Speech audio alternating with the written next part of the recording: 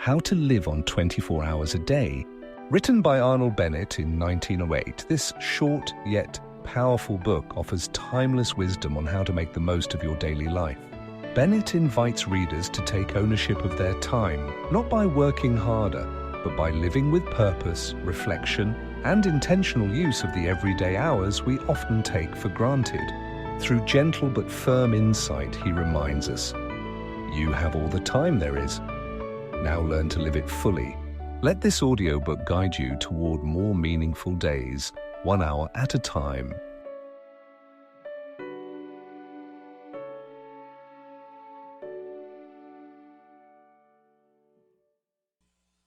How to Live on 24 Hours a Day by Arnold Bennett.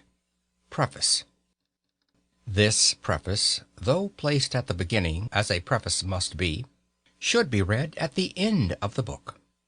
I have received a large amount of correspondence concerning this small work, and many reviews of it, some of them nearly as long as the book itself, have been printed. But scarcely any of the comment has been adverse. Some people have objected to a frivolity of tone, but as the tone is not, in my opinion, at all frivolous, this objection did not impress me, and had no weightier reproach been put forward, I might almost have been persuaded that the volume was flawless. A more serious stricture has, however, been offered, not in the press, but by sundry obviously sincere correspondents, and I must deal with it. A reference to page 43 will show that I anticipated and feared this disapprobation. The sentence against which protests have been made is as follows, quote, "In the majority of instances he, the typical man, does not precisely feel a passion for his business. At best he does not dislike it. He begins his business functions with some reluctance as late as he can, and he ends them with joy as early as he can. And his engines, while he is engaged in his business, are seldom at their full HP." Close quote.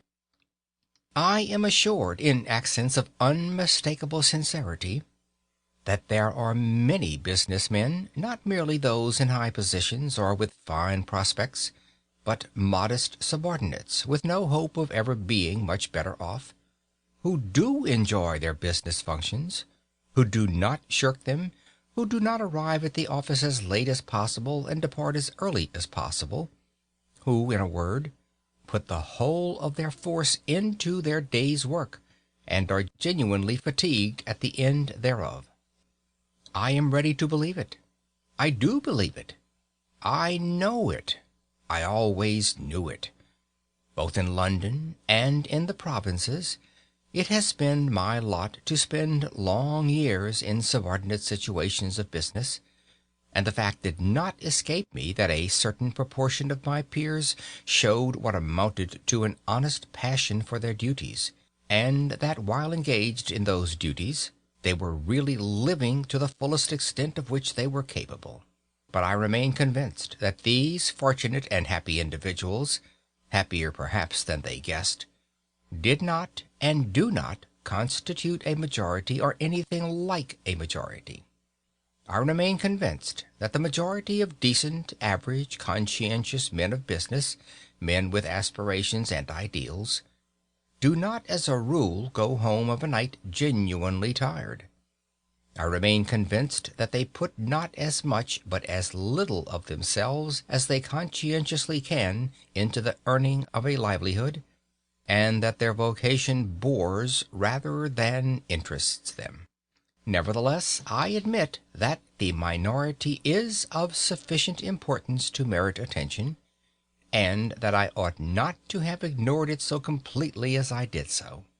The whole difficulty of the hard-working minority was put in a single colloquial sentence by one of my correspondents. He wrote, quote, "I am just as keen as anyone on doing something to exceed my program, but allow me to tell you that when I get home at 6:30 p.m., I am not anything like so fresh as you seem to imagine." Close quote. Now, I must point out that the case of the minority, who throw themselves with passion and gusto into their daily business task is infinitely less deplorable than the case of the majority, who go half-heartedly and feebly through their official day. The former are less in need of advice how to live. At any rate, during their official day of, say, 8 hours, they are really alive. Their engines are giving the full indicated HP. The other 8 working hours of their day may be badly organized, or even frittered away, but it is less dangerous to waste 8 hours a day than 16 hours a day. It is better to have lived a bit than never to have lived at all. The real tragedy is the tragedy of the man who is braced to effort neither in the office nor out of it, and to this man this book is primarily addressed. But, says the other and more fortunate man, although my ordinary program is bigger than his, I want to exceed my program too. I am living a bit, but I want to live more. But I really can't do another day's work on the top of my official day.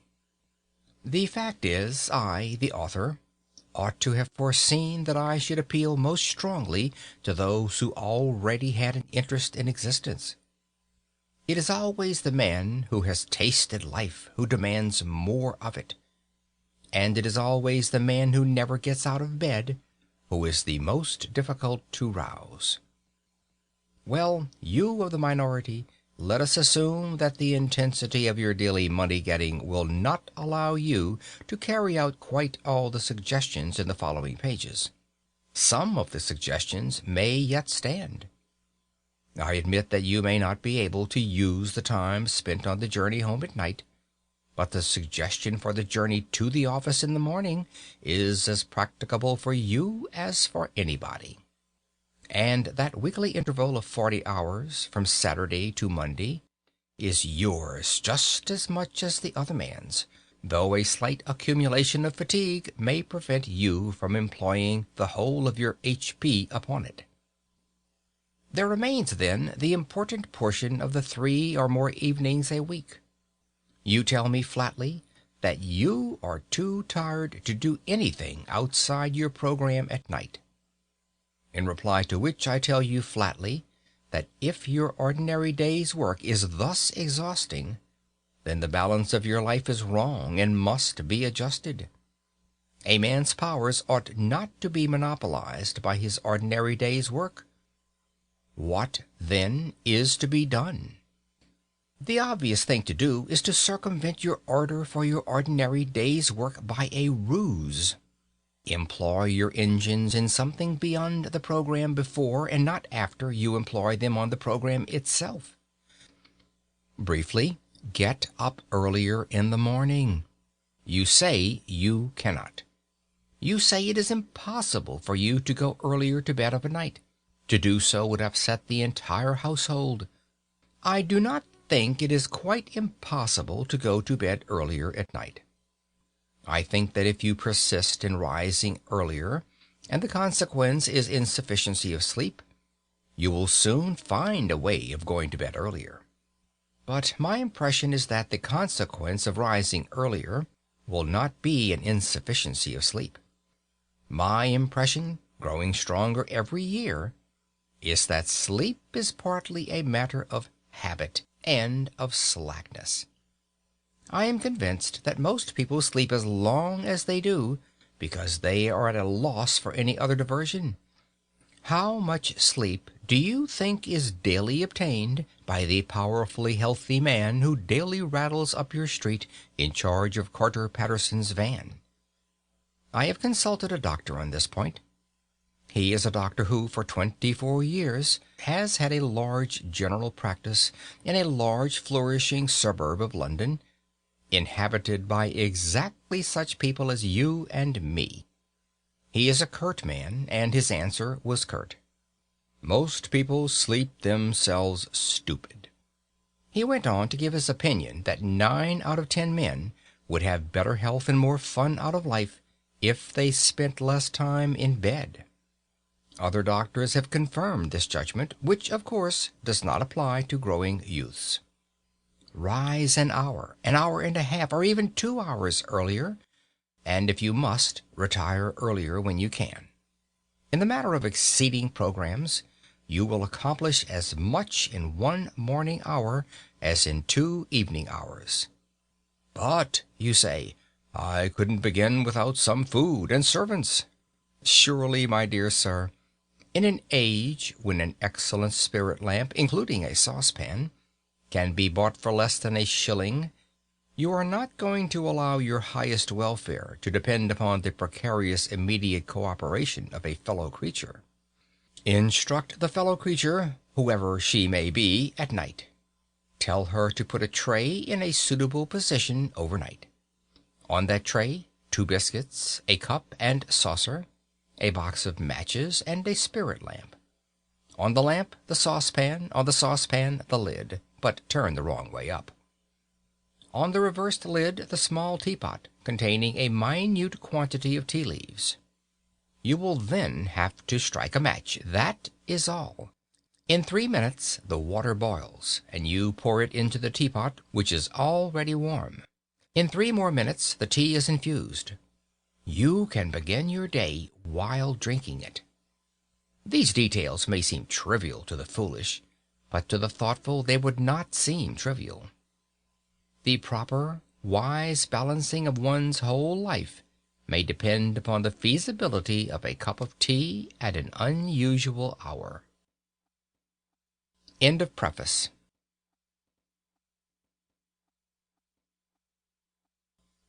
Love this kind of content? Subscribe to hear more powerful audiobooks every week. Chapter 1, The Daily Miracle. Yes, he's one of those men that don't know how to manage.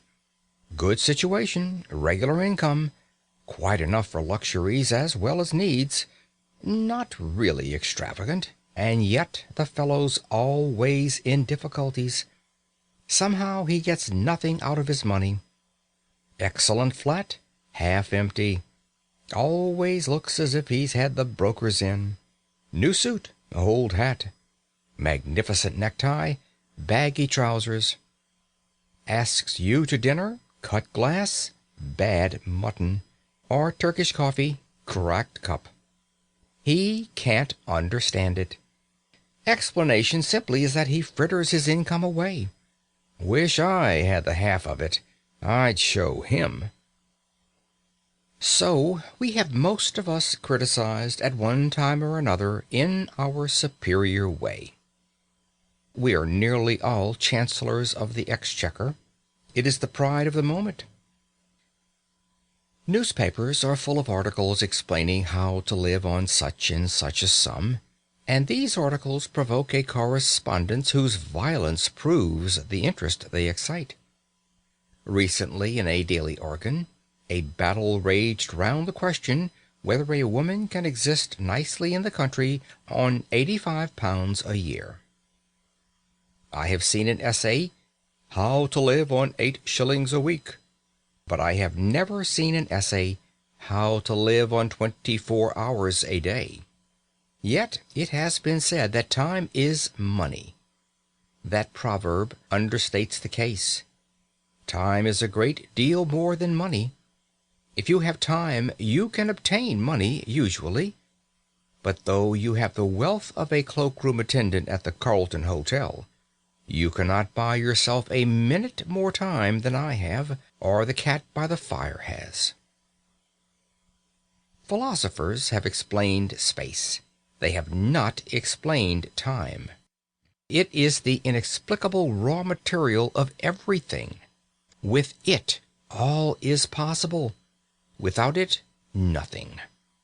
The supply of time is truly a daily miracle, an affair genuinely astonishing when one examines it. You wake up in the morning, and lo, your purse is magically filled with 24 hours of the unmanufactured tissue of the universe of your life. It is yours. It is the most precious of possessions. A highly singular commodity, showered upon you in a manner as singular as the commodity itself. For remark, no one can take it from you.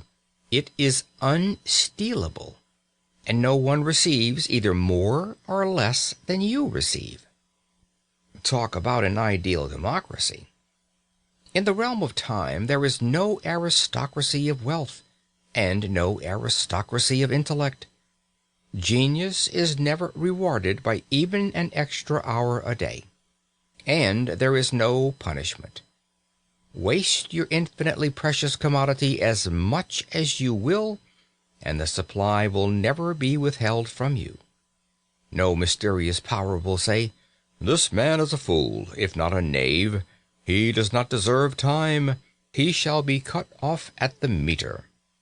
It is more certain than consols, and payment of income is not affected by Sundays. Moreover, you cannot draw on the future. Impossible to get into debt. You can only waste the passing moment. You cannot waste tomorrow. It is kept for you. You cannot waste the next hour. It is kept for you. I said the affair was a miracle. Is it not? You have to live on 24 hours of daily time. Out of it you have to spend health, pleasure, money, content, respect, and the evolution of your immortal soul. Its right use, its most effective use, is a matter of the highest urgency and of the most thrilling actuality. All depends on that. Your happiness, the elusive prize that you are clutching for, my friends, depends on that.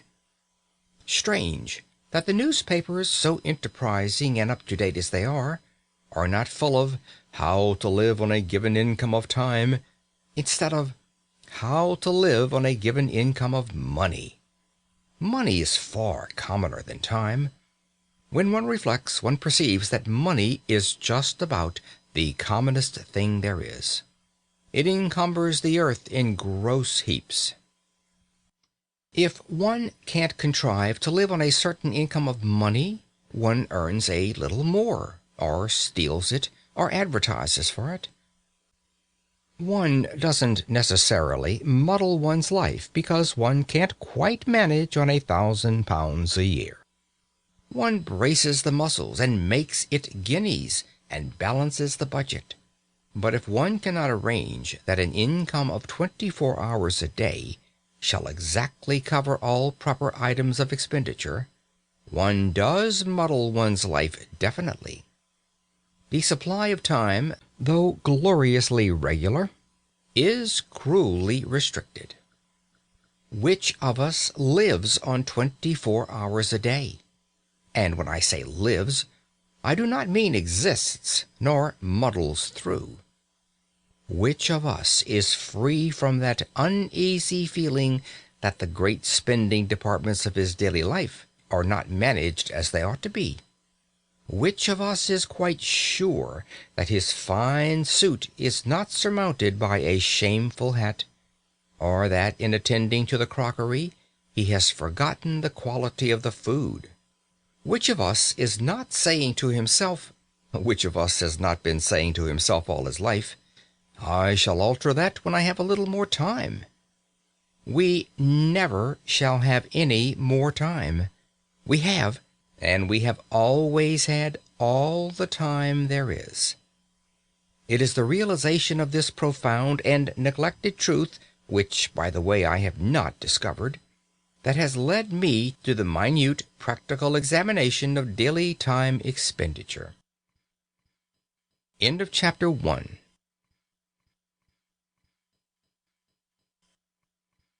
If you enjoyed timeless wisdom like this, consider subscribing for more audiobooks just like it. Chapter 2. The Desire to Exceed One's Program. But, someone may remark with the English disregard of everything except the point, what is he driving at with his 24 hours a day? I have no difficulty in living on 24 hours a day. I do all that I want to do and still find time to go in for newspaper competitions. Surely it is a simple affair, knowing that one has only 24 hours a day, to content oneself with 24 hours a day. To you, my dear sir, I present my excuses and apologies. You are precisely the man that I have been wishing to meet for about 40 years. Will you kindly send me your name and address and state your charge for telling me how you do it? Instead of me talking to you, you ought to be talking to me. Please come forward. That you exist, I am convinced, and that I have not yet encountered you is my loss.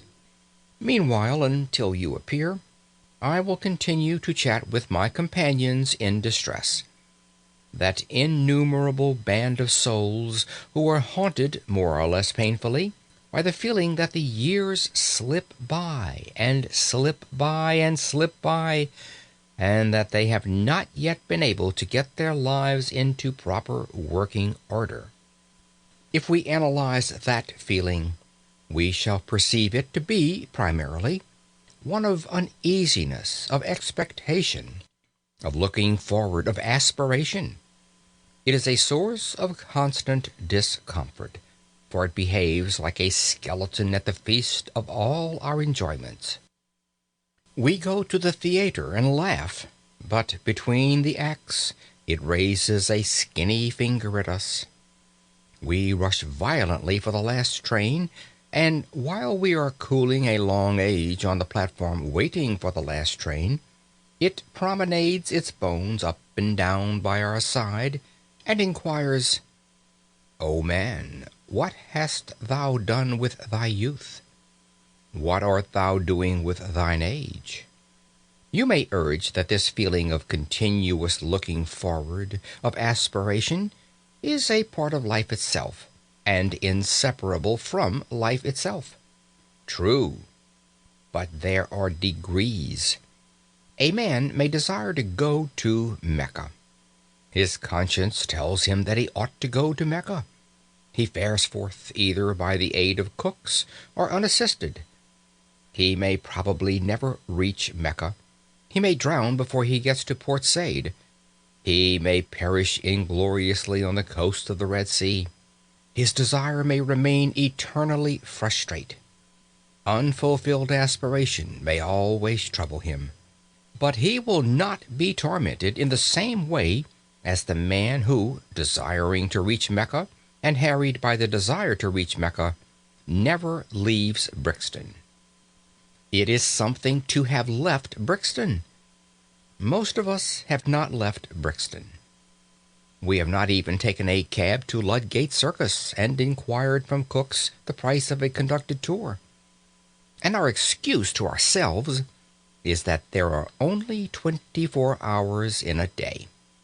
If we further analyze our vague, uneasy aspiration, we shall, I think, see that it springs from a fixed idea that we ought to do something in addition to those things which we are loyally and morally obligated to do.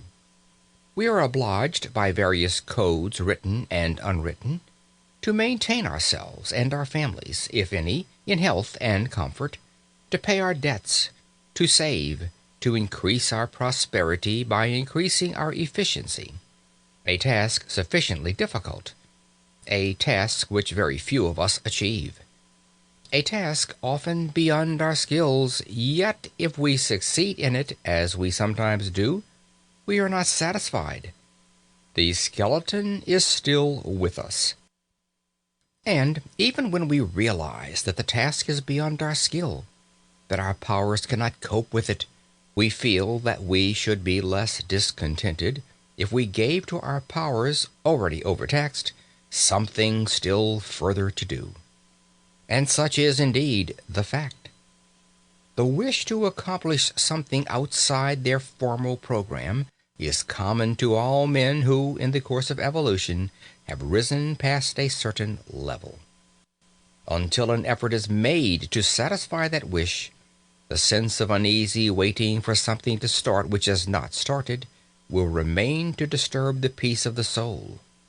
That wish has been called by many names. It is one form of the universal desire for knowledge, and it is so strong that men whose whole lives have been given to the systematic acquirement of knowledge have been driven by it to overstep the limits of their program in search of still more knowledge. Even Herbert Spencer, in my opinion the greatest mind that ever lived, was often forced by it into agreeable little backwaters of inquiry. I imagine that in the majority of people who are conscious of the wish to live, that is to say, people who have intellectual curiosity, the aspiration to exceed formal programs takes a literary shape. They would like to embark on a course of reading. Decidedly, the British people are becoming more and more literary. But I would point out that literature by no means comprises the whole field of knowledge, and that the disturbing thirst to improve oneself, to increase one's knowledge, may well be slaked quite apart from literature. With the various ways of slaking I shall deal later. Here I merely point out to those who have no natural sympathy with literature that literature is not the only well. End of chapter 2.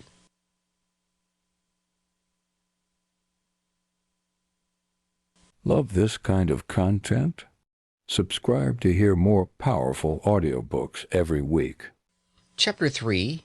Precautions before beginning.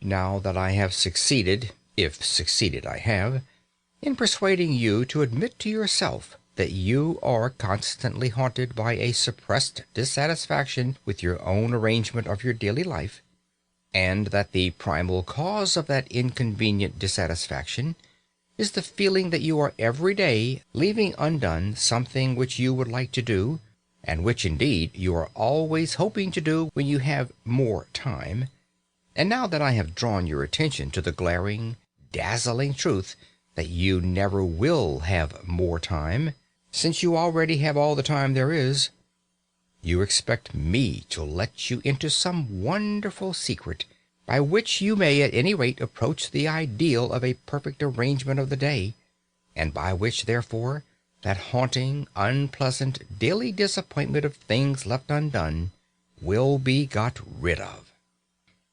I have found no such wonderful secret, nor do I expect to find it, nor do I expect that anyone else will ever find it. It is undiscovered. When you first began to gather my drift, perhaps there was a resurrection of hope in your breast. Perhaps you said to yourself, "This man will show me an easy, unfatiguing way of doing what I have so long in vain wished to do." Alas, no. The fact is that there is no easy way, no royal road. The path to Mecca is extremely hard and stony, and the worst of it is that you never quite get there after all.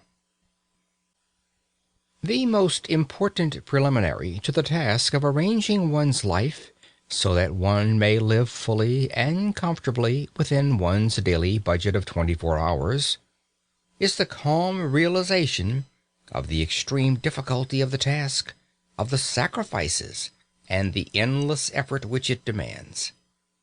I cannot too strongly insist on this. If you imagine that you will be able to achieve your ideal by ingeniously planning out a timetable with a pen on a piece of paper, you had better give up hope at once. If you are not prepared for discouragements and disillusions, if you will not be content with a small result for a big effort, then do not begin. Lie down again and resume the uneasy doze which you call your existence. It is very sad, is it not? Very depressing and somber. And yet I think it is rather fine, too, this necessity for the tense bracing of the will before anything worth doing can be done. I rather like it myself. I feel it to be the chief thing that differentiates me from the cat by the fire. Well, you say, assume that I am braced for the battle. Assume that I have carefully weighed and comprehend your ponderous remarks. How do I begin? Dear sir, you simply begin. There is no magic method of beginning. If a man standing on the edge of a swimming bath and wanting to jump into the cold water should ask you, "How do I begin to jump?" you would merely reply, "Just jump. Take hold of your nerves and jump." As I have previously said, the chief beauty about the constant supply of time is that you cannot waste it in advance. The next year, the next day, the next hour are lying ready for you, as perfect, as unspoilt, as if you had never wasted or misapplied a single moment in all your career. Which fact is very gratifying and reassuring. You can turn over a new leaf every hour if you choose. Therefore, no object is served in waiting till next week, or even until tomorrow. You may fancy that the water will be warmer next week. It won't. It will be colder. But before you begin, let me murmur a few words of warning in your private ear. Let me principally warn you against your own order. Order in well-doing is a misleading and a treacherous thing. It cries out loudly for employment. You can't satisfy it at first. It wants more and more. It is eager to move mountains and divert the course of rivers. It isn't content till it perspires. And then, too often, when it feels the perspiration on its brow, it wearies all of a sudden and dies, without even putting itself to the trouble of saying, "I've had enough of this." Beware of undertaking too much at the start. Be content with quite a little. Allow for accidents. Allow for human nature, especially your own. A failure or so in itself would not matter if it did not incur a loss of self-esteem and of self-confidence. But just as nothing succeeds like success, so nothing fails like failure.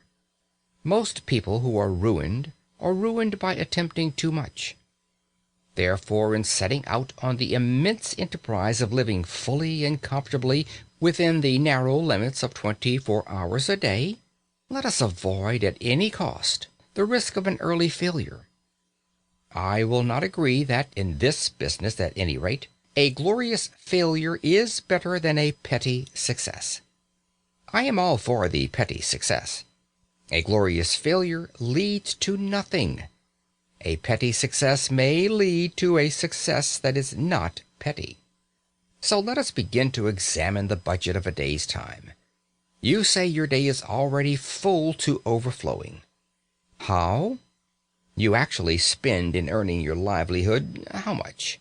7 hours on the average? And in actual sleep, 7? I will add 2 hours and be generous. And I will defy you to account to me on the spur of the moment for the other 8 hours. End of chapter 3.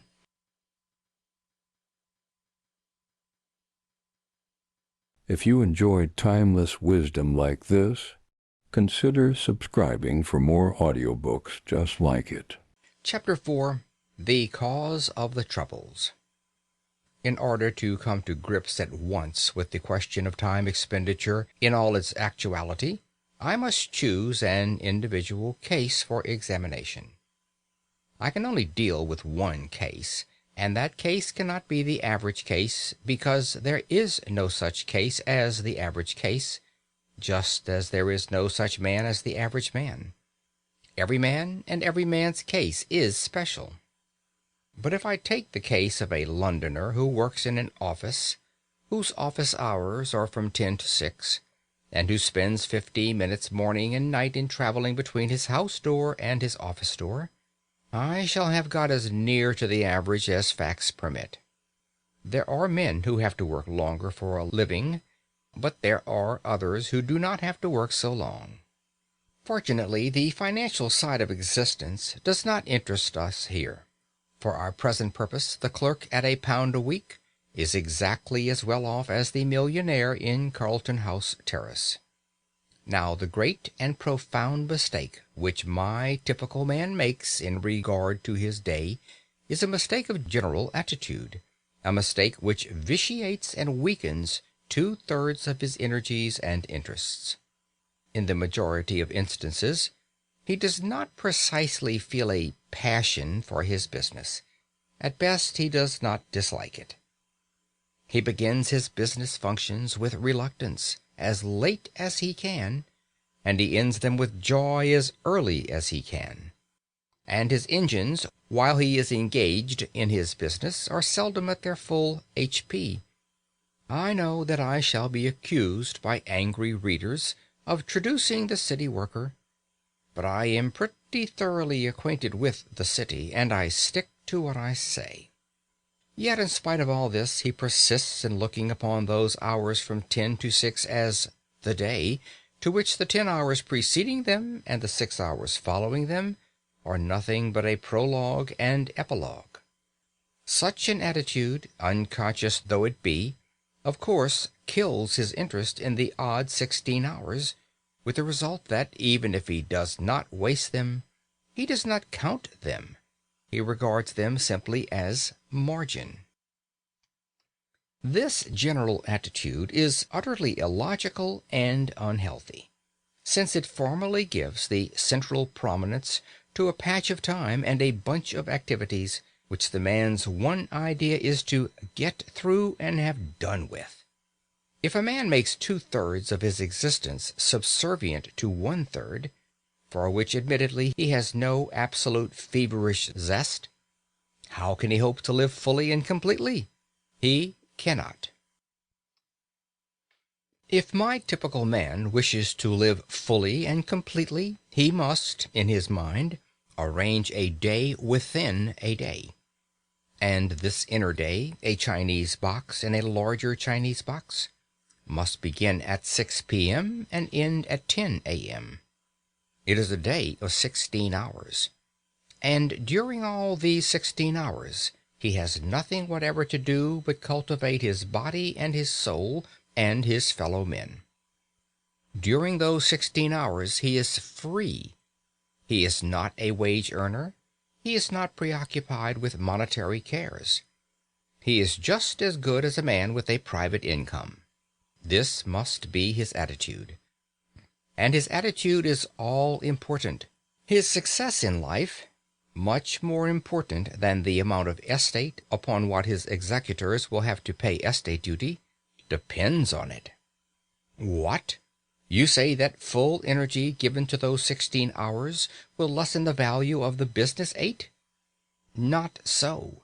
On the contrary, it will assuredly increase the value of the business 8. One of the chief things which my typical man has to learn is that the mental faculties are capable of a continuous hard activity. They do not tire like an arm or a leg. All they want is change, not rest, except in sleep. I shall now examine the typical man's current method of employing the 16 hours that are entirely his, beginning with his uprising. I will merely indicate things which he does and which I think he ought not to do, postponing my suggestions for planting the times which I shall have cleared, as a settler clears spaces in a forest. In justice to him, I must say that he wastes very little time before he leaves the house in the morning at 9:10. In too many houses he gets up at 9, breakfasts between 9:7 and 9:30, and then bolts. But immediately he bangs the front door, his mental faculties, which are tireless, become idle. He walks to the station in a condition of mental coma. Arrived there, he usually has to wait for the train. On hundreds of suburban stations every morning, you see men calmly strolling up and down platforms while railway companies unblushingly rob them of time, which is more than money. Hundreds of thousands of hours are thus lost every day simply because my typical man thinks so little of time that it has never occurred to him to take quite easy precautions against the risk of its loss. He has a solid coin of time to spend every day, call it a sovereign.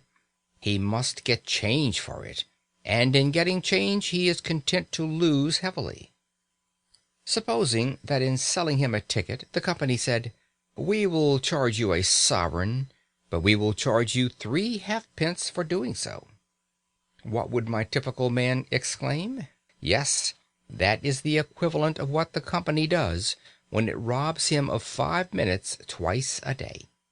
You say I am dealing with minutiae. I am. And later on I will justify myself. Now, will you kindly buy your paper and step into the train? End of chapter 4.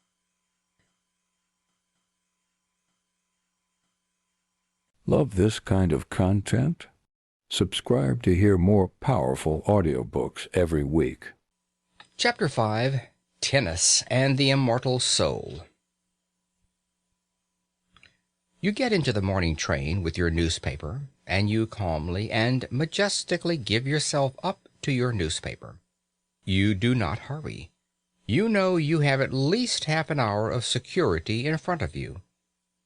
As your glance lingers idly on the advertisements of shipping and of songs on the outer pages, your air is the air of a leisured man, wealthy in time, of a man from some planet where there are 124 hours a day instead of 24. I am an impassioned reader of newspapers. I read 5 English and 2 French dailies, and the news agents alone know how many weeklies regularly. I am obliged to mention this personal fact, lest I should be accused of a prejudice against newspapers, when I say that I object to the reading of newspapers in the morning train. Newspapers are produced with rapidity, to be read with rapidity. There is no place in my daily program for newspapers. I read them as I may in odd moments, but I do read them. The idea of devoting to them 30 or 40 consecutive minutes of wonderful solitude, for nowhere can one more perfectly immerse oneself in oneself than in a compartment full of silent, withdrawn, smoking males, is to me repugnant. I cannot possibly allow you to scatter priceless pearls of time with such oriental lavishness. You are not a Shah of time. Let me respectfully remind you that you have no more time than I have. No newspaper reading in trains. I have already put by about 3/4 of an hour for use. Now you reach your office, and I abandon you there till 6 o'clock. I am aware that you have nominally an hour, often in reality an hour and a half, in the midst of the day, less than half of which time is given to eating, but I will leave you all that to spend as you choose. You may read your newspapers then. I meet you again as you emerge from your office. You are pale and tired. At any rate, your wife says you are pale, and you give her to understand that you are tired. During the journey home, you have been gradually working up the tired feeling. The tired feeling hangs heavy over the mighty suburbs of London like a virtuous and melancholy cloud, particularly in winter. You don't eat immediately on your arrival home, but in about an hour or so you feel as if you could sit up and take a little nourishment. And you do. Then you smoke, seriously. You see friends. You potter. You play cards. You flirt with a book. You note that old age is creeping on. You take a stroll. You caress the piano. By Jove, 11:15. You then devote quite 40 minutes to thinking about going to bed. And it is conceivable that you are acquainted with a genuinely good whiskey. At last you go to bed, exhausted by the day's work. 6 hours, probably more, have gone since you left the office.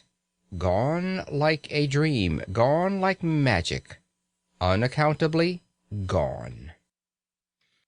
That is a fair sample case. But you say, it's all very well for you to talk. A man is tired. A man must see his friends. He can't always be on the stretch. Just so. But when you arrange to go to the theater, especially with a pretty woman, what happens? You rush to the suburbs. You spare no toil to make yourself glorious in fine raiment. You rush back to town in another train. You keep yourself on the stretch for 4 hours, if not 5. You take her home. You take yourself home. You don't spend 3/4 of an hour in thinking about going to bed. You go. Friends and fatigue have equally been forgotten, and the evening has seemed so exquisitely long, or perhaps too short. And do you remember that time when you were persuaded to sing in the chorus of the Amateur Operatic Society, and slaved 2 hours every other night for 3 months?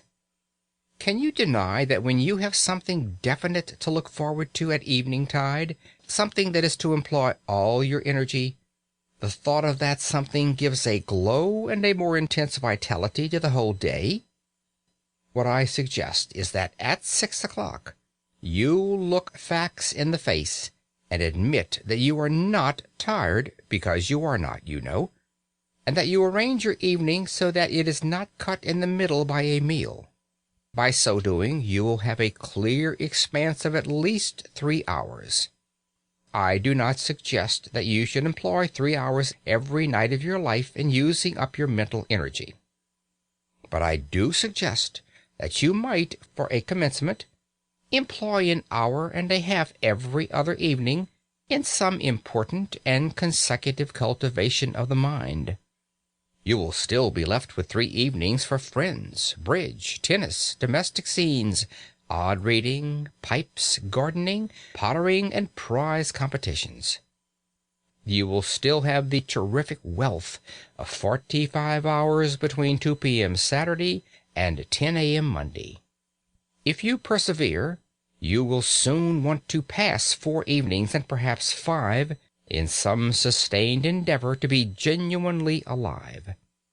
And you will fall out of that habit of muttering to yourself at 11:15 p.m., "Time to be thinking about going to bed." The man who begins to go to bed 40 minutes before he opens his bedroom door is bored. That is to say, he is not living. But remember, at the start, those 90 nocturnal minutes thrice a week must be the most important minutes in the 10,080. They must be sacred, quite as sacred as a dramatic rehearsal or a tennis match. Instead of saying, "Sorry I can't see you, old chap, but I have to run off to the tennis club," you must say, "But I have to work." This, I admit, is intensely difficult to say. Tennis is so much more urgent than the immortal soul. End of chapter 5.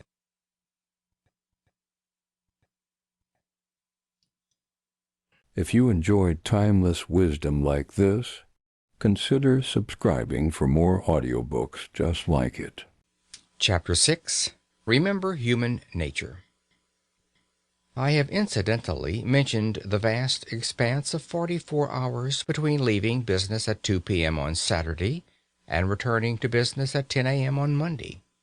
And here I must touch on the point whether the week should consist of 6 days or of 7. For many years, in fact until I was approaching 40, my own week consisted of 7 days. I was constantly being informed by older and wiser people that more work, more genuine living could be got out of 6 days than out of 7.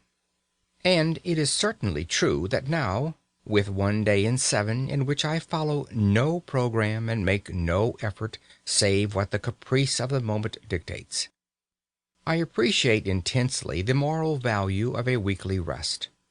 Nevertheless, had I my life to arrange over again, I would do again as I have done. Only those who have lived at the full stretch 7 days a week for a long time can appreciate the full beauty of a regular, recurring idleness. Moreover, I am aging, and it is a question of age. In cases of abounding youth and exceptional energy and desire for effort, I should say unhesitatingly, keep going day in, day out. But in the average case, I should say, confine your formal program, super program, I mean, to 6 days a week. If you find yourself wishing to extend it, but only in proportion to your wish, and count the time extra as a windfall, not as regular income, so that you can return to a 6-day program without the sensation of being poorer, of being a backslider. Let us now see where we stand. So far, we have marked for saving out of the waste of days half an hour at least on 6 mornings a week, and 1 hour and a half on 3 evenings a week. Total, 7 hours and a half a week. I propose to be content with that 7 hours and a half for the present. What? You cry. You pretend to show us how to live, and you only deal with 7 hours and a half out of 168? Are you going to perform a miracle with your 7 hours and a half? Well, not to mince the matter, I am, if you will kindly let me. That is to say, I'm going to ask you to attempt an experience which, while perfectly natural and explicable, has all the air of a miracle. My contention is that the full use of those 7.5 hours will quicken the whole life of the week, add zest to it, and increase the interest which you feel in even the most banal occupations. You practice physical exercises for a mere 10 minutes morning and evening, and yet you are not astonished when your physical health and strength are beneficially affected every hour of the day, and your whole physical outlook changed.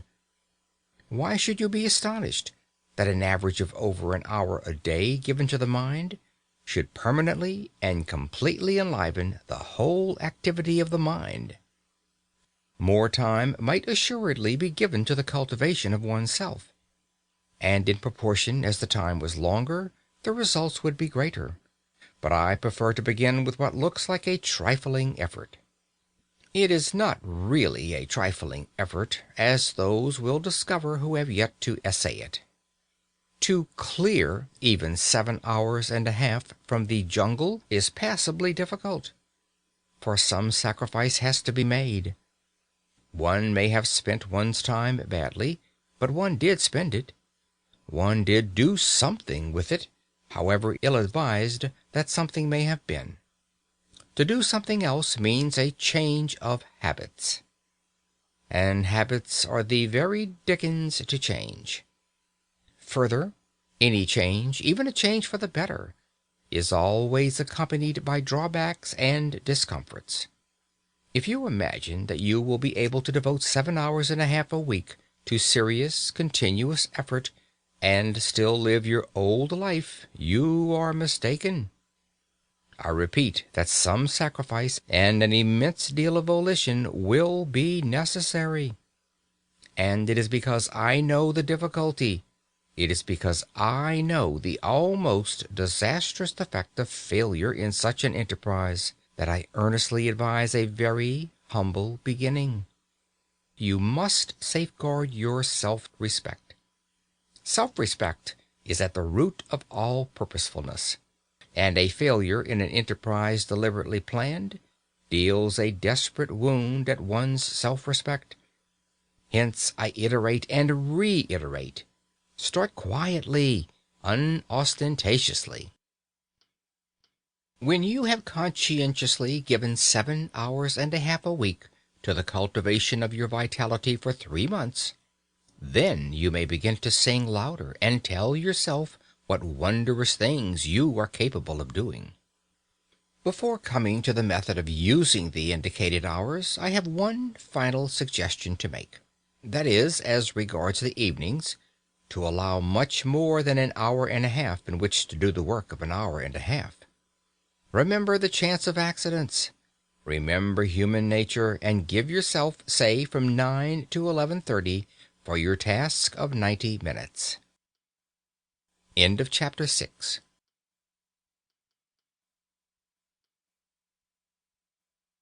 Love this kind of content? Subscribe to hear more powerful audiobooks every week. Chapter 7. Controlling the Mind. People say, One can't help one's thoughts. But one can. The control of the thinking machine is perfectly possible. And since nothing whatever happens to us outside our own brain, since nothing hurts us or gives us pleasure except within the brain, the supreme importance of being able to control what goes on in that mysterious brain is patent. The idea is one of the oldest platitudes, but it is a platitude whose profound truth and urgency most people live and die without realizing. People complain of the lack of power to concentrate, not witting that they may acquire the power if they choose. And without the power to concentrate, that is to say, without the power to dictate to the brain its task and to ensure obedience, true life is impossible. Mind control is the first element of a full existence. Hence, it seems to me, the first business of the day should be to put the mind through its paces. You look after your body, inside and out. You run grave danger in hacking hairs off your face. You employ a whole army of individuals, from the milkman to the pig killer, to enable you to bribe your stomach into decent behavior. Why not devote a little attention to the far more delicate machinery of the mind, especially as you will require no extraneous aid? It is for this portion of the art and craft of living that I have reserved the time from the moment of quitting your door to the moment of arriving at your office. What? Am I to cultivate my mind in the street, on the platform, in the train, and in the crowded street again? Precisely. Nothing simpler, no tools required, not even a book. Nevertheless, the affair is not easy. When you leave your house, concentrate your mind on a subject, no matter what, to begin with.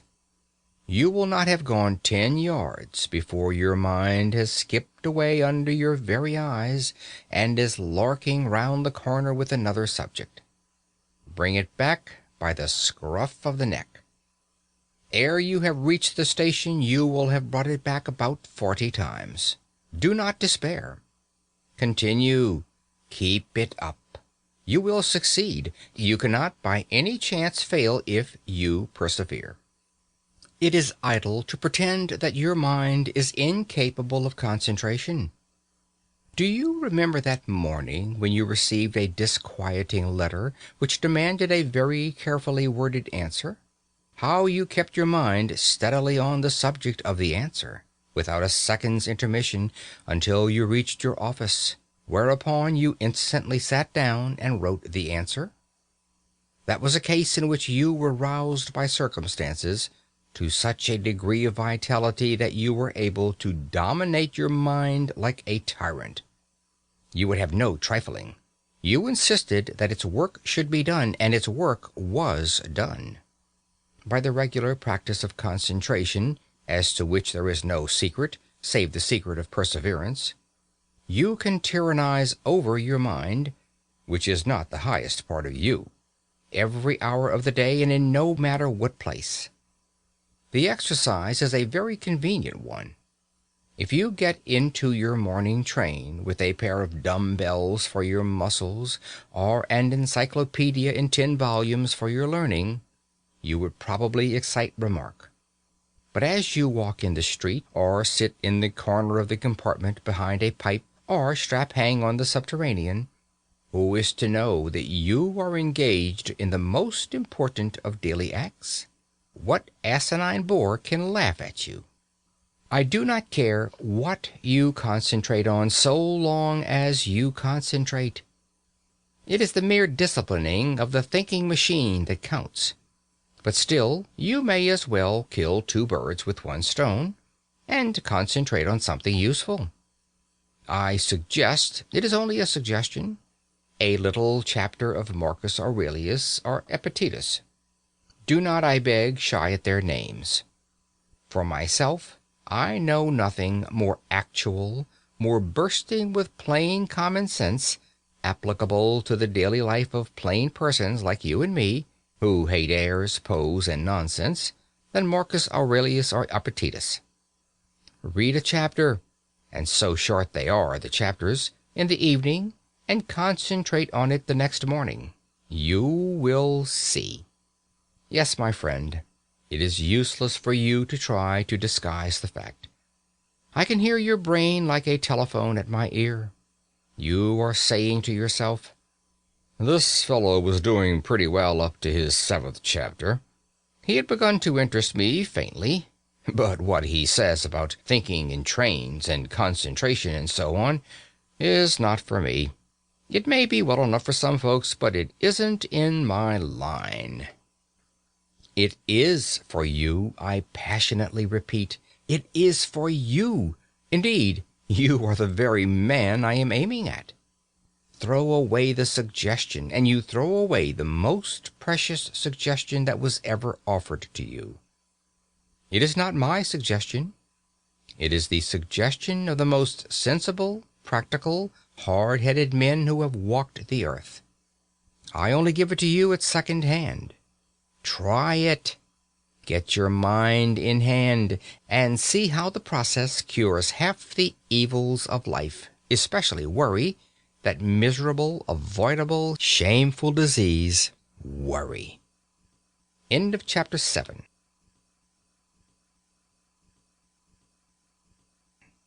If you enjoyed timeless wisdom like this, consider subscribing for more audiobooks just like it.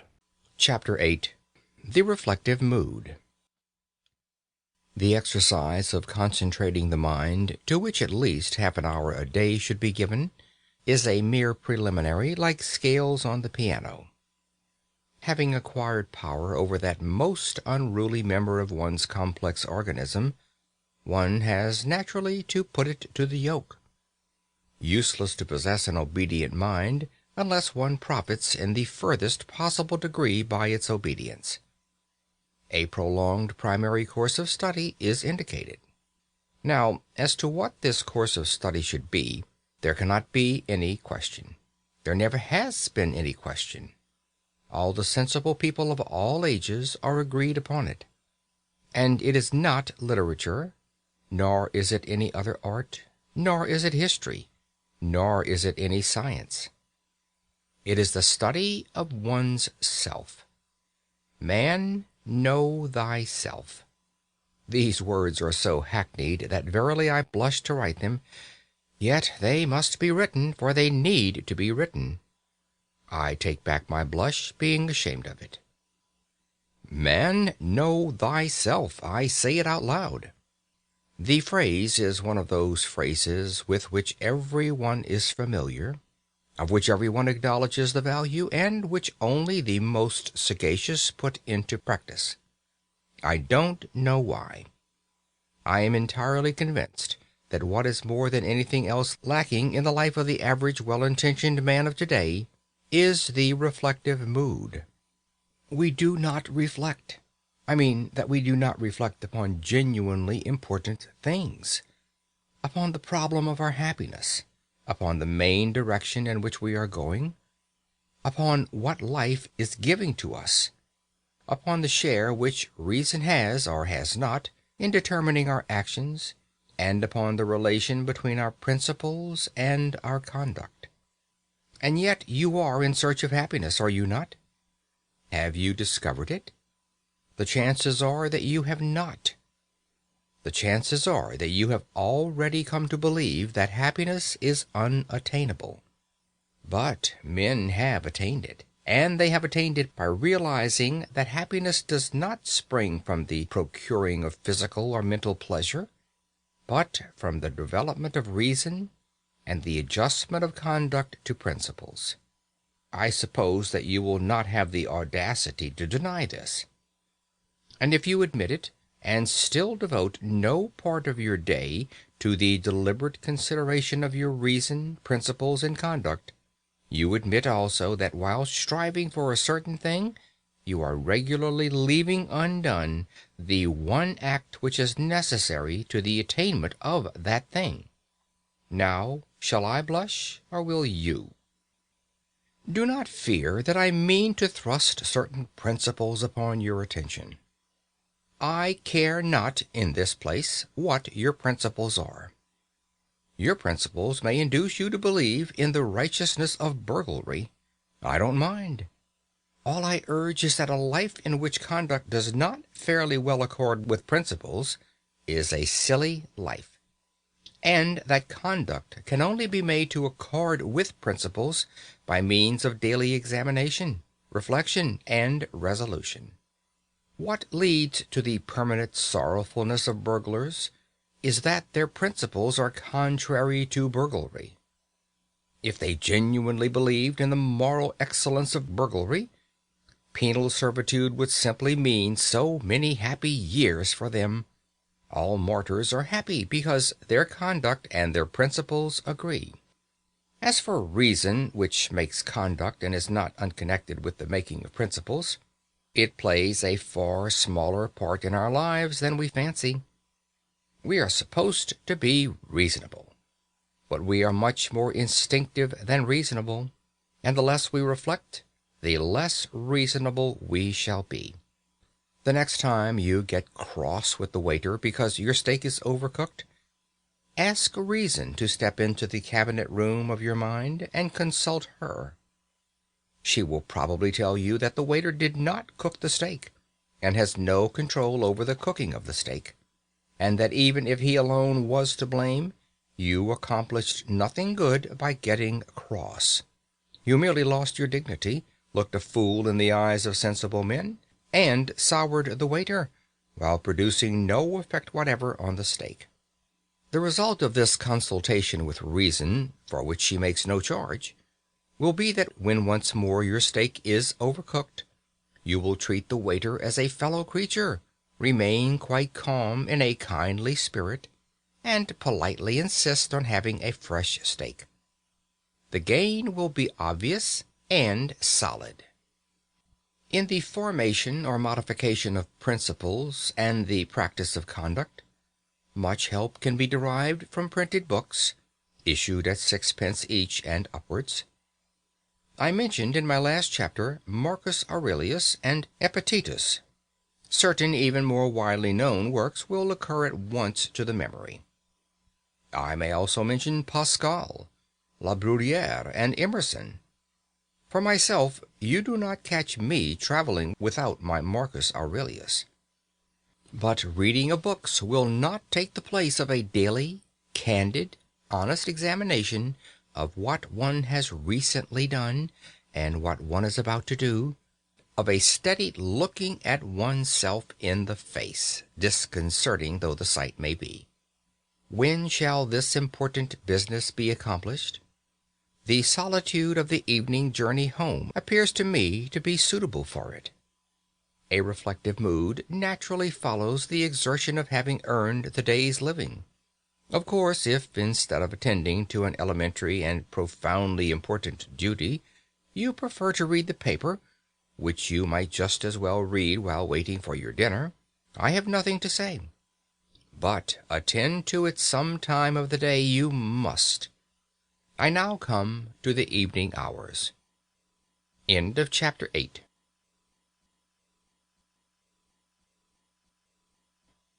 Love this kind of content?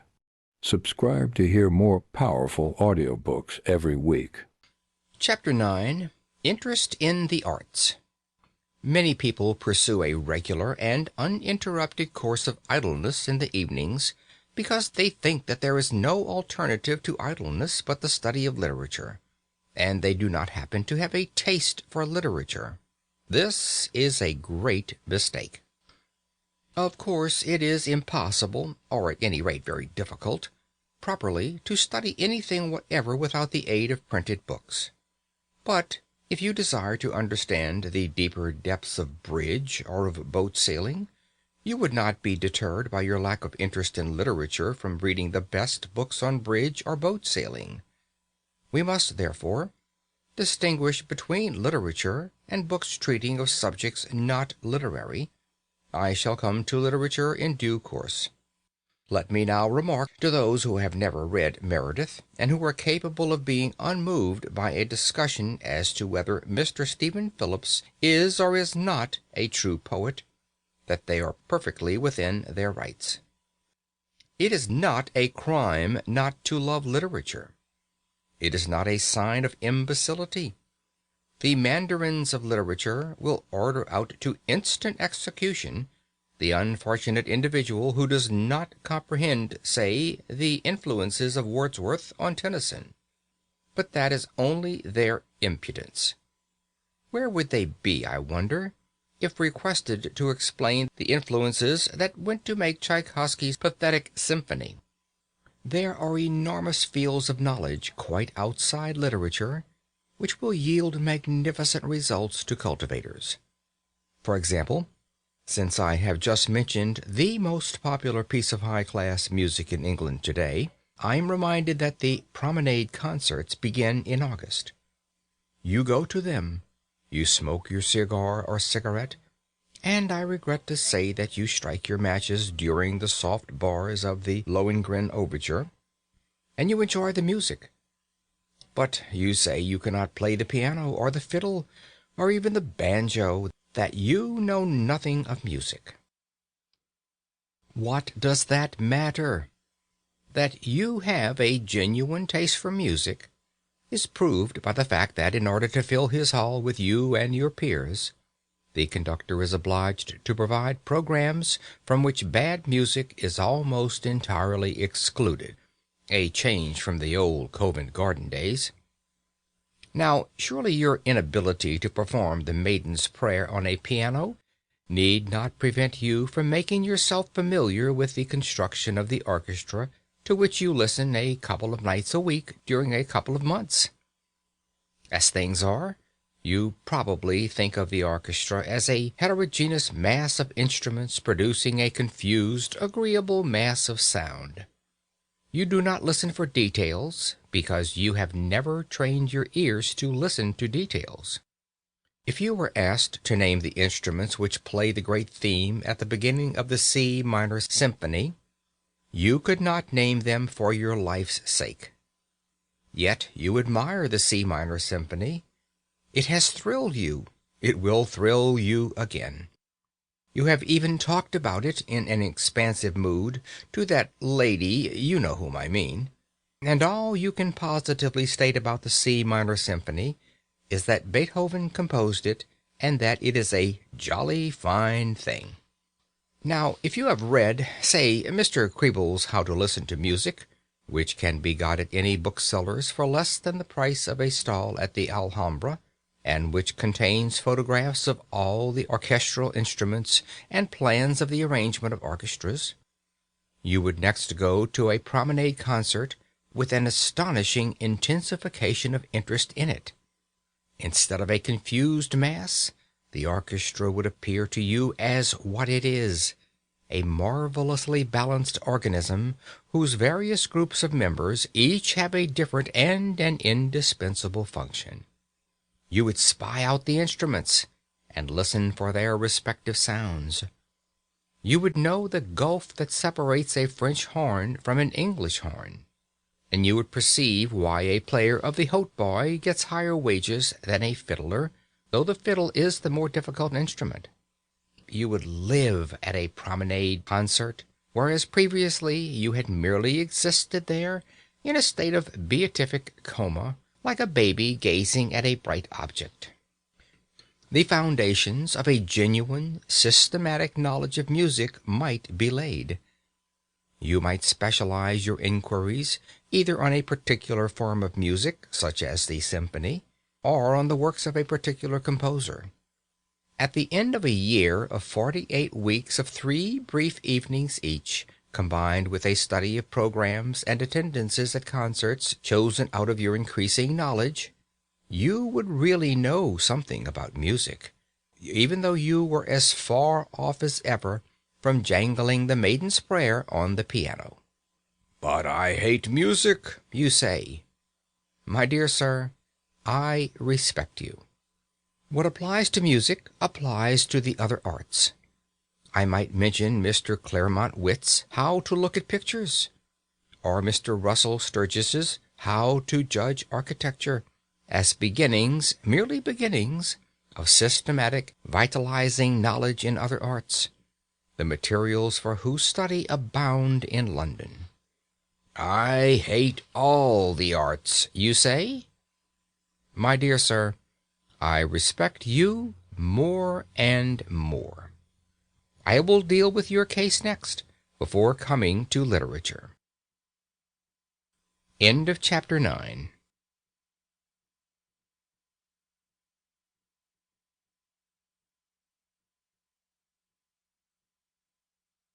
If you enjoyed timeless wisdom like this, consider subscribing for more audiobooks just like it. Chapter 10. Nothing in life is humdrum. Art is a great thing, but it is not the greatest. The most important of all perceptions is the continual perception of cause and effect. In other words, the perception of the continuous development of the universe. In still other words, the perception of the course of evolution. When one has thoroughly got imbued into one's head the leading truth that nothing happens without a cause, one grows not only large-minded, but large-hearted. It is hard to have one's watch stolen, but one reflects that the thief of the watch became a thief from causes of heredity and environment which are as interesting as they are scientifically comprehensible, and one buys another watch, if not with joy, at any rate with a philosophy that makes bitterness impossible. One loses in the study of cause and effect that absurd air which so many people have of being always shocked and pained by the curiousness of life. Such people live amid human nature as if human nature were a foreign country full of awful foreign customs. But having reached maturity, one ought surely to be ashamed of being a stranger in a strange land. The study of cause and effect, while it lessens the painfulness of life, adds to life's picturesqueness. The man to whom evolution is but a name looks at the sea as a grandiose, monotonous spectacle, which he can witness in August for 3 shillings third-class return. The man who is imbued with the idea of development, of continuous cause and effect, perceives in the sea an element which in the day before yesterday of geology was vapor, which yesterday was boiling, and which tomorrow will inevitably be ice. He perceives that a liquid is merely something on its way to be solid, and he is penetrated by a sense of the tremendous, changeful picturesqueness of life. Nothing will afford a more durable satisfaction than the constantly cultivated appreciation of this. It is the end of all science. Cause and effect are to be found everywhere. Rents went up in Shepherd's Bush. It was painful and shocking that rents should go up in Shepherd's Bush. But to a certain point we are all scientific students of cause and effect, and there was not a clerk lunching at Lyon's restaurant who did not scientifically put 2 and 2 together and see in the once 2-penny tube the cause of an excessive demand for wigwams in Shepherd's Bush, and the excessive demand for wigwams the cause of the increase in the price of wigwams. Simple, you say disdainfully? Everything, the whole complex movement of the universe, is as simple as that, when you can sufficiently put 2 and 2 together. And, my dear sir, perhaps you happen to be an estate agent's clerk, and you hate the arts, and you want to foster your immortal soul, and you can't be interested in your business because it's so humdrum. Nothing is humdrum. The tremendous, changeful picturesqueness of life is marvelously shown in an estate agent's office. What? There was a block of traffic in Oxford Street. To avoid the block, people actually began to travel under the cellars and drains, and the result was a rise of rents in Shepherd's Bush. And you say that isn't picturesque? Suppose you were to study in this spirit, the property question in London for an hour and a half every other evening, would it not give zest to your business and transform your whole life? You would arrive at more difficult problems, and you would be able to tell us why, as the natural result of cause and effect, the longest straight street in London is about 1.5 yards in length, while the longest absolutely straight street in Paris extends for miles. I think you will admit that in an estate agent's clerk I have not chosen an example that especially favors my theories. You are a bank clerk, and you have not read that breathless romance, disguised as a scientific study, Walter Bagehot's Lombard Street? Ah, my dear sir, if you had begun with that, and followed it up for 90 minutes every other evening, how enthralling your business would be to you, and how much more clearly you would understand human nature. You are penned in town, but you love excursions to the country and the observation of wild life. Certainly a heart-enlarging diversion. Why don't you walk out of your house door, in your slippers, to the nearest gas lamp of a night with a butterfly net and observe the wild life of common and rare moths that is beating about it, and coordinate the knowledge thus obtained and build a superstructure on it, and at last get to know something about something. You need not be devoted to the arts, not to literature, in order to live fully.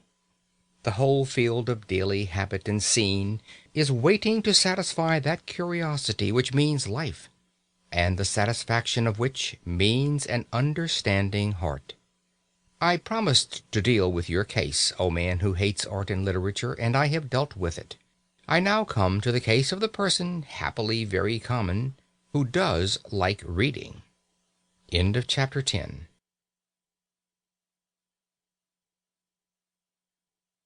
Love this kind of content? Subscribe to hear more powerful audiobooks every week. Chapter 11. Serious Reading. Novels are excluded from serious reading, so that the man who, bent on self-improvement, has been deciding to devote 90 minutes 3 times a week to a complete study of the works of Charles Dickens will be well advised to alter his plans. The reason is not that novels are not serious. Some of the great literature of the world is in the form of prose fiction. The reason is that bad novels ought not to be read, and that good novels never demand any appreciable mental application on the part of the reader. It is only the bad parts of Meredith's novels that are difficult. A good novel rushes you forward like a skiff down a stream, and you arrive at the end, perhaps breathless, but unexhausted. The best novels involve the least strain.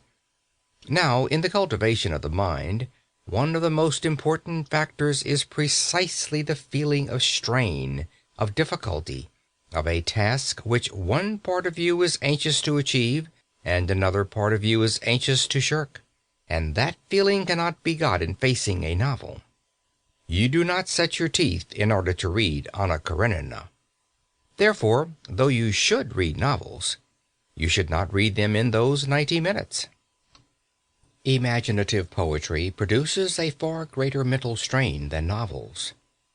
It produces probably the severest strain of any form of literature.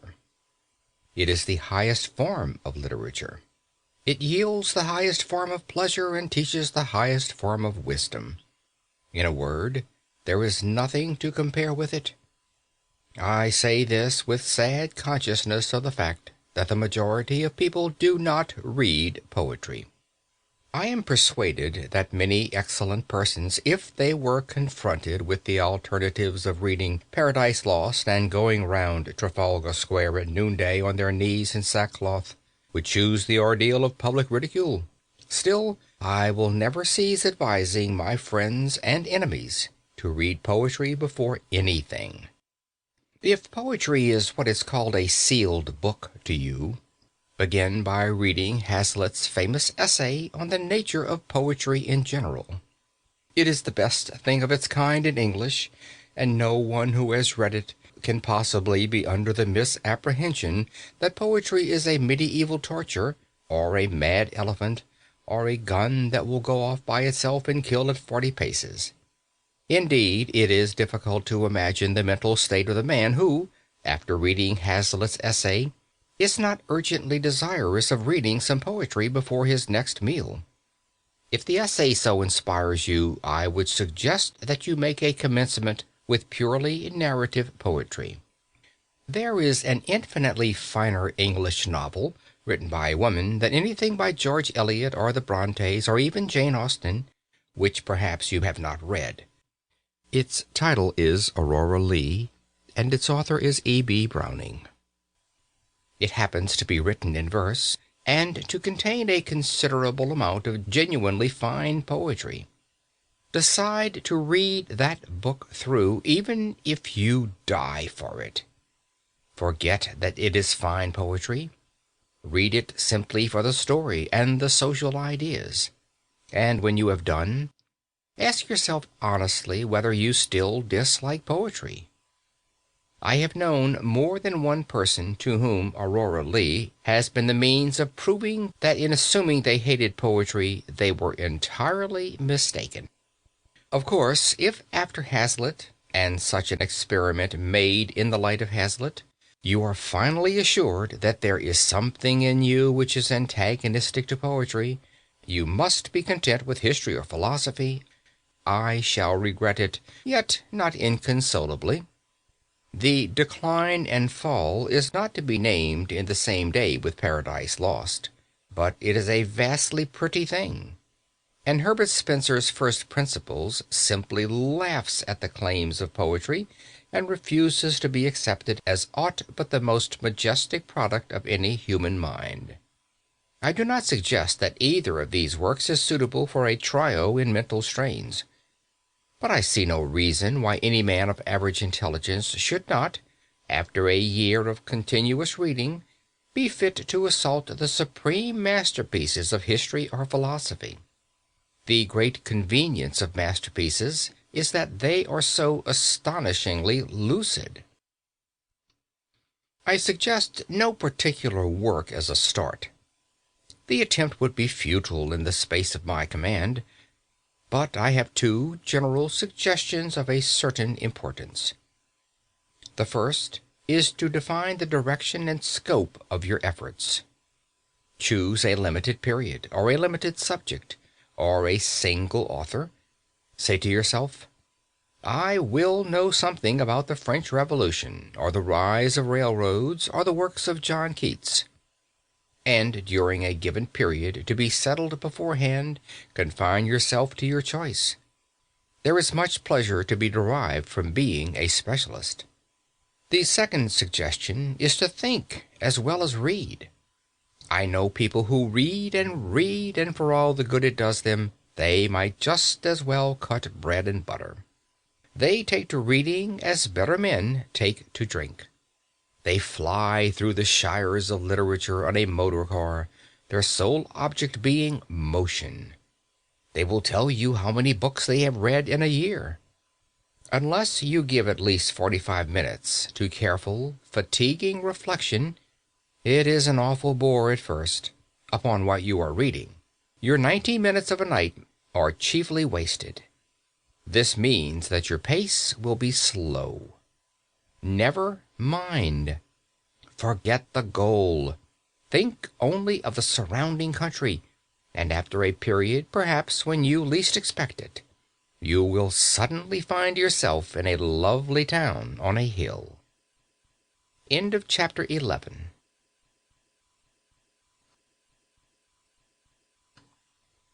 If you enjoyed timeless wisdom like this, consider subscribing for more audiobooks just like it.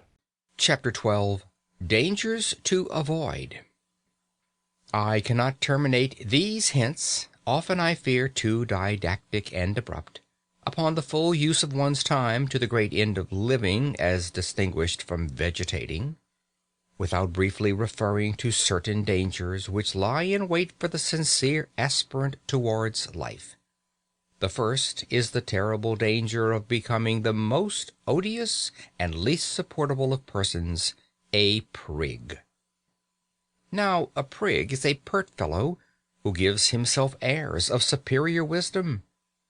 A prig is a pompous fool who has gone out for a ceremonial walk, and without knowing it has lost an important part of his attire, namely his sense of humor.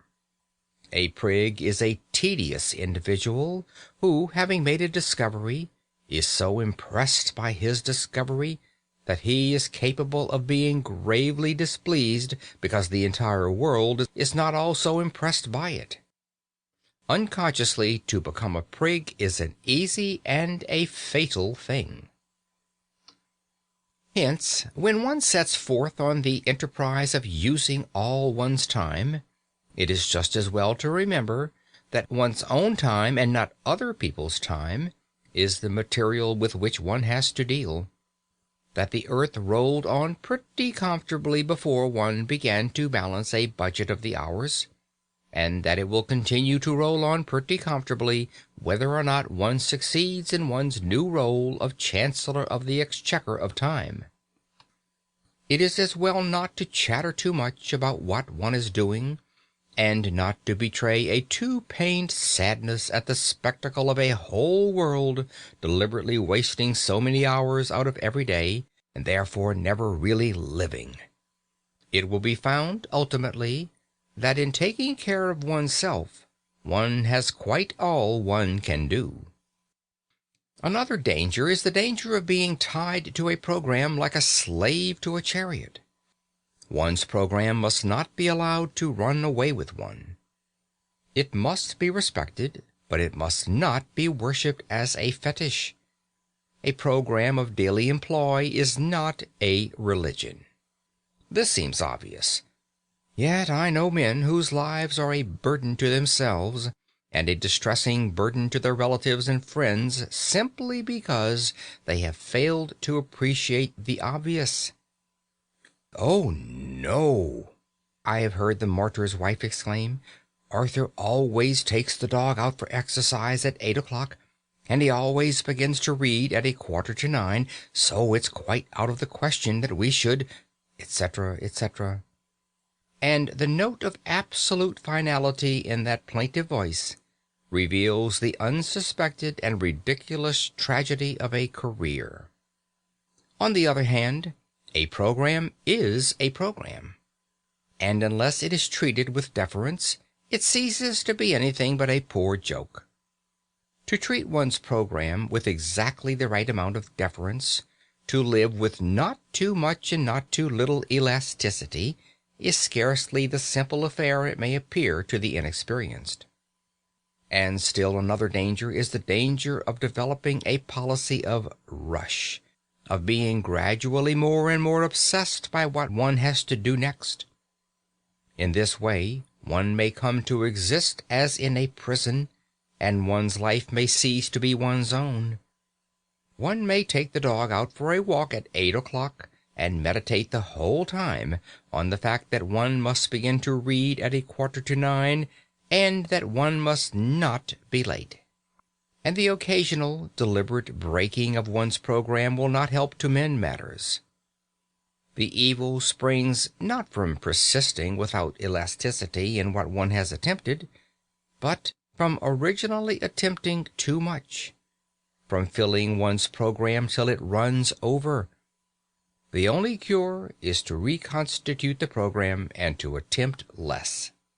But the appetite for knowledge grows by what it feeds on, and there are men who come to like a constant breathless hurry of endeavor.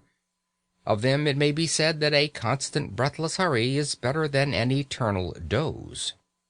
In any case, if the program exhibits a tendency to be oppressive, and yet one wishes not to modify it, an excellent palliative is to pass with exaggerated deliberateness from one portion of it to another.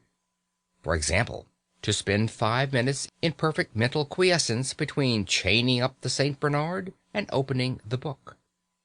In other words, to waste 5 minutes with the entire consciousness of wasting them.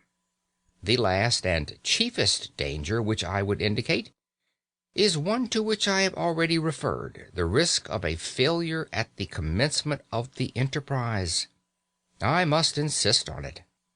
A failure at the commencement may easily kill outright the newborn impulse toward a complete vitality, and therefore every precaution should be observed to avoid it. The impulse must not be overtaxed. Let the pace of the first lap be even absurdly slow, but let it be as regular as possible. And having once decided to achieve a certain task, achieve it at all costs of tedium and distaste.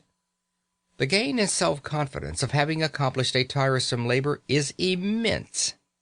Finally, in choosing the first occupations of those evening hours, be guided by nothing whatever but your taste and natural inclination. It is a fine thing to be a walking encyclopedia of philosophy. But if you happen to have no liking for philosophy, and to have a like for the natural history of street cries, much better leave philosophy alone and take to street cries. End of chapter 12. End of How to Live on 24 Hours a Day by Arnold Bennett.